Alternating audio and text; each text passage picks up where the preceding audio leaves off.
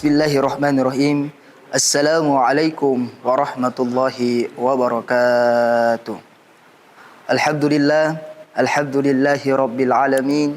Wassalatu wassalam ala asrafil anbiya'i wal mursalin wa ala alihi wa ashabihi ajmain, amma ba'd. Sahabat obrolan hikmah Ramadan TVRI Sulawesi Selatan dimanapun Anda berada. Di bulan suci Ramadan ini kita senantiasa berbuat kebaikan, beramal, bahkan kita berlomba-lomba melakukan kebaikan di bulan suci Ramadan ini. Satu yang paling utama yang harus kita perhatikan, niat kita, bagaimana kita niat dalam beramal, bagaimana kita berniat dalam melakukan amalan-amalan di bulan suci Ramadan ini. Jadi salah satu, saya ambil kisah di zaman Rasulullah sallallahu alaihi wasallam. Ada salah seorang pemuda di zaman Rasulullah sallallahu alaihi wasallam, dua orang. Yang pertama ini pemuda yang rajin beribadah. Seumur hidupnya dia hanya fokus beribadah kepada Allah Subhanahu wa taala. Sedangkan yang pertama ini, yang kedua, dia senantiasa melakukan maksiat selama hidupnya. Nah, di mana pemuda yang selalu bermaksiat ini, dalam kehidupannya dia selalu meminta kepada Allah Subhanahu wa taala, "Ya Allah, wafatkanlah saya dalam keadaan husnul khotimah." Singkat cerita, di mana ketika meninggallah yang ahli ibadah ini dan ahli maksiat ini meninggal. Mereka berada di akhirat. Ahli ibadah ini sebelum masuk ke dalam surga, dia ditanya oleh malaikat, "Kamu mau ke mana?" Sang ahli ibadah ini bilang, "Saya mau masuk ke dalam surga."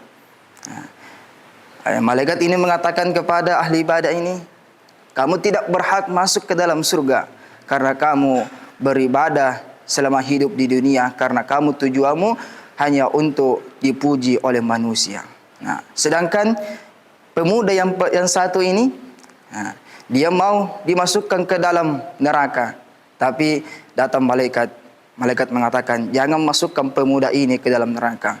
Dia ketika hidup di dunia, dia senantiasa meminta kepada Allah Subhanahu wa taala untuk meninggal dalam keadaan husnul khotimah." Jadi laki-laki yang satu ini ketika hidup di dunia, dia meninggal dalam keadaan solat di masjid. Malaikat ini mengatakan, "Masukkan pemuda ini ke dalam surganya Allah Subhanahu wa taala, karena dia mati dalam keadaan husnul khotimah."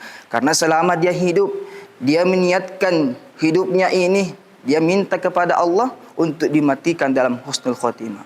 Di sini kita bisa mengambil pelajaran, pemirsa sahabat TVRI dimanapun yang insya Allah dirahmati oleh Allah Subhanahu wa taala. Pelajaran yang pertama bisa kita ambil dari kisah ini adalah di mana yang pertama, seorang yang ahli ibadah, yang senantiasa rajin ke masjid untuk melaksanakan solat, apalagi di bulan Ramadan ini, banyak terkadang orang yang hampir setiap hari dia hanya fokus beribadah tanpa memikirkan kehidupan dunianya.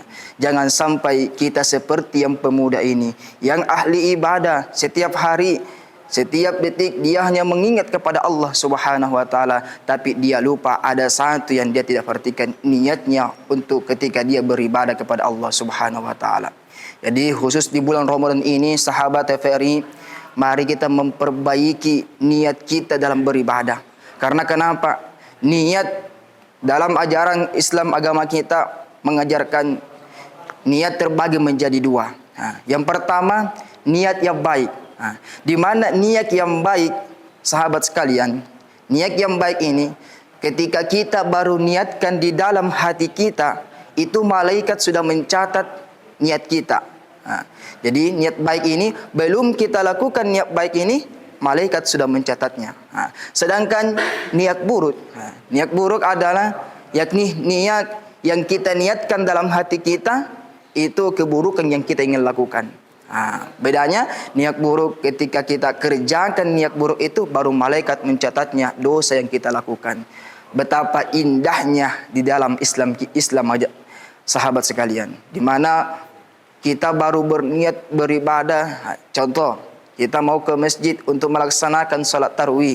kita baru berniat untuk mau ke masjid melaksanakan salat tarawih di bulan suci Ramadan ini, malaikat sudah mencatatnya 1 pahalanya.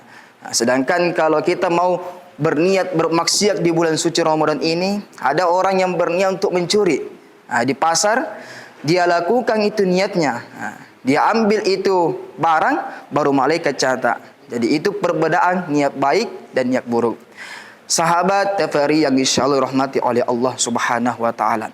Sebagai kesimpulan dari ceramah yang singkat ini, mari kita senantiasa memanfaatkan waktu yang Allah kasih kepada kita. Karena kenapa? Diriwayatkan dari Abu Hurairah radhiyallahu an, Rasulullah sallallahu alaihi wasallam pernah bersabda, tidak bakalan terjadi hari kiamat di mana sebelum waktu begitu berlalu dengan cepat. Di mana yang 1 tahun itu sama lamanya dengan 1 bulan. 1 bulan ini sama lamanya dengan 1 pekan, 1 minggu.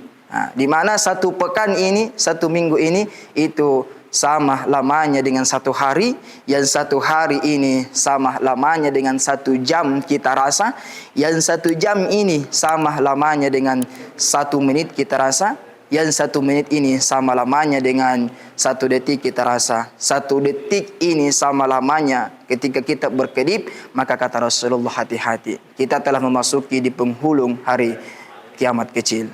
Di mana ini hadis ini mengingatkan kepada kita pentingnya kita untuk memperbaiki, menjaga waktu.